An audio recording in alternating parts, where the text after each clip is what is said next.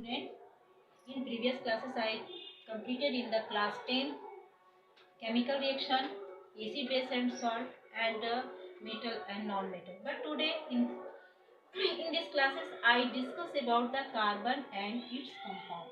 First word is the carbon and second word is the its compound. तो बात से ही पता चला कि कार्बन और कार्बन के कंपाउंड का मतलब है कि जिसमें कि एटलीस्ट वन कार्बन भी प्रेजेंट हो। तो लेकिन सबसे पहले हमको इस कार्बन और इस कंपाउंड के बारे में जानने से पहले हमको ये जानना पड़ेगा कि कार्बन क्या है। तो कार्बन जो है क्रिएटेड वर्ड जो है कार्बो शब्द से ही बना है।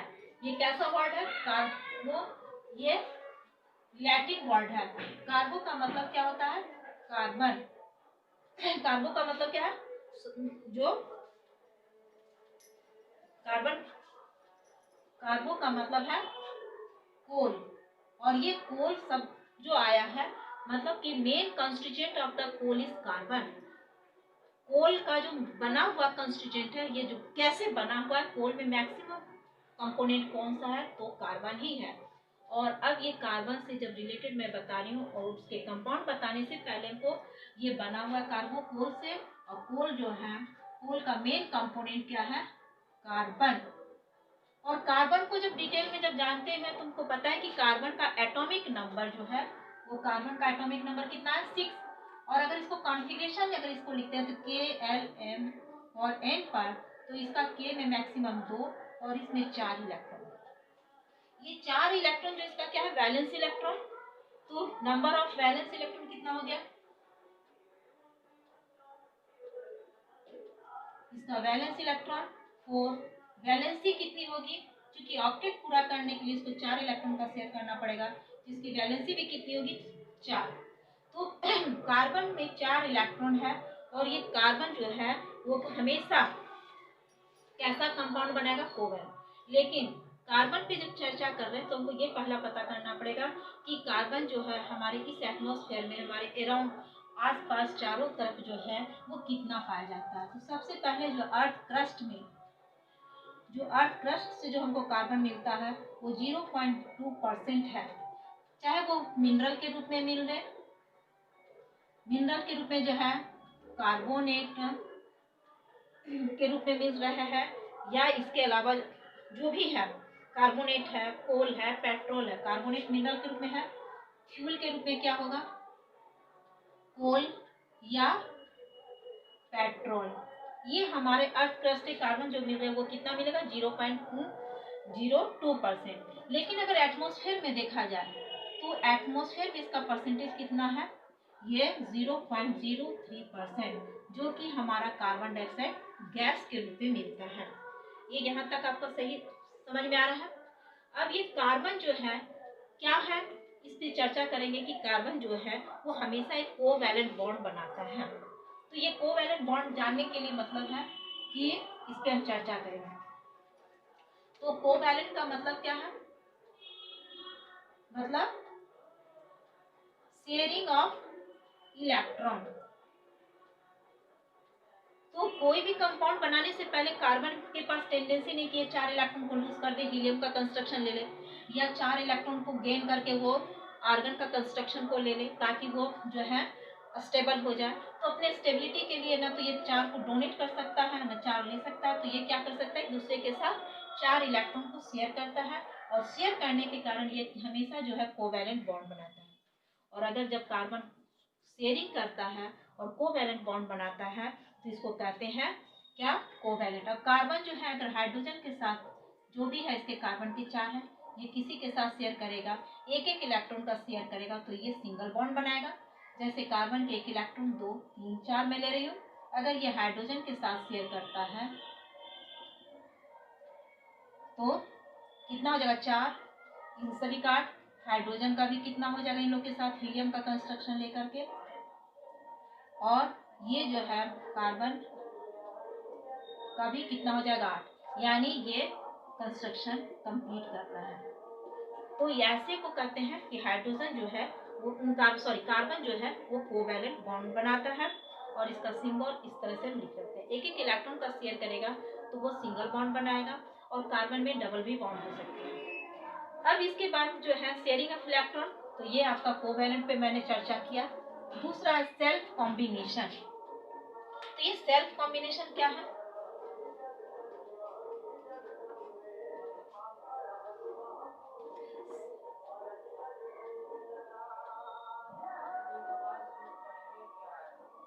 सेल्फ कॉम्बिनेशन मतलब same type of elements atom, एक ही प्रकार के एलिमेंट्स के एटम कंबाइन टुगेदर,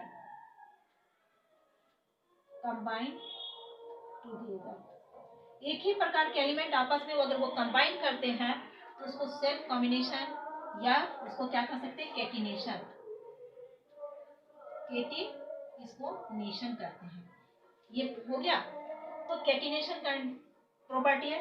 अब ये कार्बन जो है आपस में एक दूसरे के साथ कंबाइन कर करके, चाहे वो जिस तरफ से ऊपर नीचे हाइड्रोजन के साथ हो, या आपस में कार्बन कार्बन फिर इधर भी कंबाइन कर रहे हैं,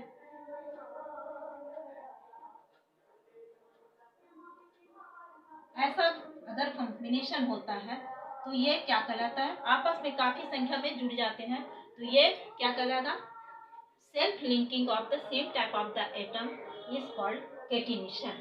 तो केटिनेशन कार्बन ही एक ऐसा है, due to the smaller size of the atom it will be जो है, and also covalent valency nature, वो कोवैलेंट बॉन्ड बनाने के कारण और सेल्फ लिंकिंग के कारण जो है कार्बन काफी ज्यादा संख्या में कंपाउंड बनाता है। लेकिन इस कंपाउंड बनाने के लिए कार्बन जो है वो खुद कार्बन आपस में जो बॉन्ड बना रहे हैं उसको क्या कह रहे हैं, सेल्फ कॉम्बिनेशन।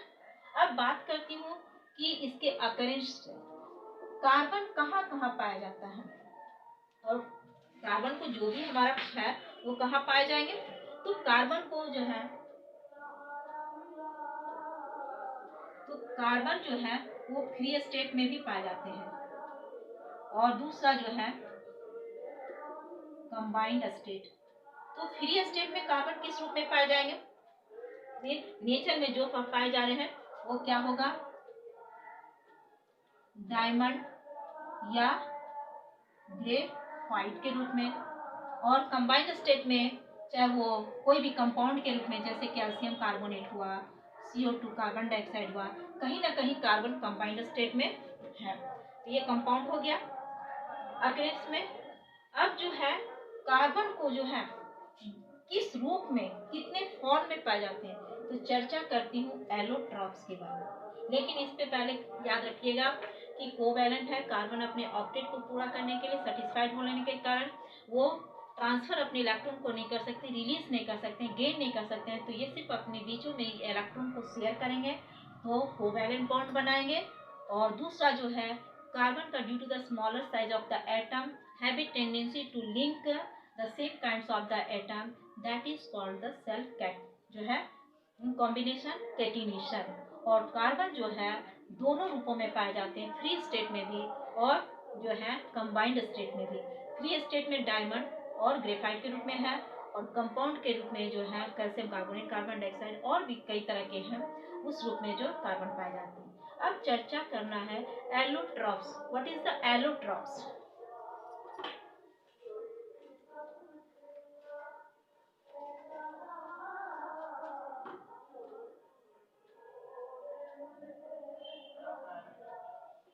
ये एलोट्रॉप्स क्या है?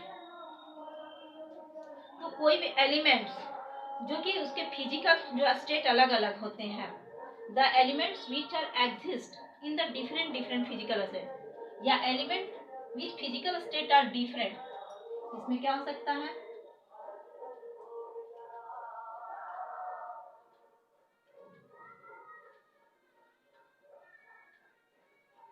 ये आपका क्या कहलाएगा, एलोट्रॉप्स। फिजिकल फॉर्म्स जो है वो अलग है, फिजिकल स्टेट डिफरेंट, या वेरियस फॉर्म ऑफ द जो है various physical forms of the element. Element के कौन कौन से फिजिकल अलग अलग स्ट्रक्चर में पाए जाते हैं, अलग अलग शेप में पाए जा सकते हैं, तो उसे कहते हैं एलोट्रॉप्स। और कार्बन के जो है दो एलोट्रॉप्स हैं, वो कौन कौन है, इसके दो एलोट्रॉप हैं, एक है ग्रेफाइट और दूसरा क्या है, डायमंड। ग्रेफाइट एंड डायमंड ये दोनों हैं, तो एलोट्रॉप्स हो जाएगा। अब structure of diamond and graphite, इस पे भी चर्चा करना चाहिए कि ये डायमंड का क्या स्ट्रक्चर हो सकता है, डायमंड एक दूसरे से कैसे लिंक हो सकते हैं, या ग्रेफाइट किस रूप में पाए जाते हैं। तो जब डायमंड का स्ट्रक्चर की चर्चा करें तो डायमंड जो है टेट्राहेड्रल स्ट्रक्चर में पाया जाता है। ये डायमंड का स्ट्रक्चर जो है वो किस रूप में है, एक कार्बन यहाँ है,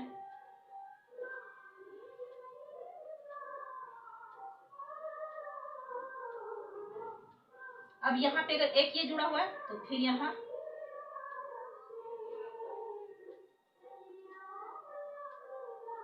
एक दो के साथ 3 लिंक है,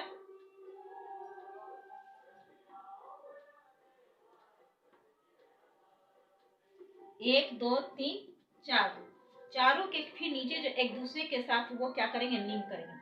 अब मान लो इसको साथ है तो एक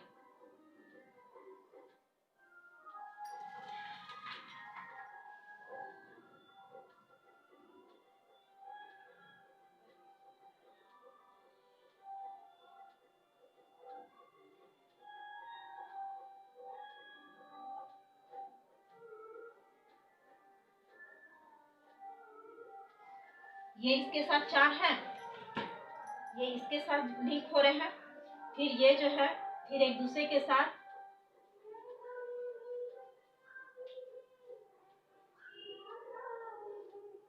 यहाँ इसके साथ लिंक है, ये इसके साथ लिंक है, फिर एक दूसरे के साथ जो लिंक है इसे कहते हैं ये टेट्राहेड्रल स्ट्रक्चर। लेकिन ये ग्रेफाइट का स्ट्रक्चर जो है वो लेयर बाय लेयर क्या होंगे, एक दूसरे के साथ हेक्सागोनल स्ट्रक्चर।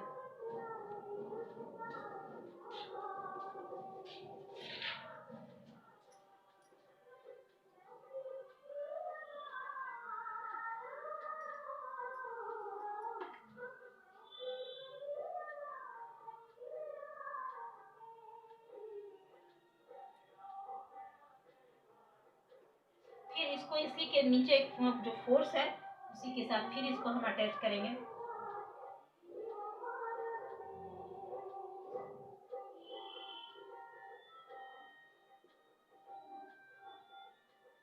आपको इसको जोड़ना है,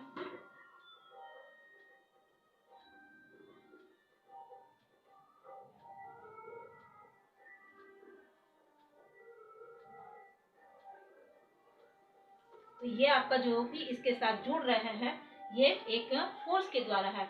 इस वीक फोर्स को कहते हैं वैन डर वाल फोर्सेस। ये आपका ये ग्रेफाइट का स्ट्रक्चर और ये आपका डायमंड का स्ट्रक्चर है। डायमंड में एक कार्बन के साथ ये 4 और फिर इसके साथ 1 2 3 4, इसके साथ 1 2 3 4, इसके साथ 1 2 3 4, ये हर एक दूसरे के साथ वो लिंक है। ये आपका टेट्राहेड्रल स्ट्रक्चर डायमंड में होंगे और ये ग्रेफाइट में जो है हेक्सागोनल, और एक दूसरे के साथ ये जो है आपस में एक वीक फोर्सेस से जुड़े रहते हैं जिसको वैन डर वाल फोर्सेस कहते हैं। ये आपका ग्रेफाइट का स्ट्रक्चर है। और एक तीसरा जो भी है एलोट्रॉप्स है जिसका नाम है बकमिंस्टर फ्लोरेसेंस। इसका तीसरा आपका जो इसमें ग्रेफाइट का क्या है एलोट्रॉप्स,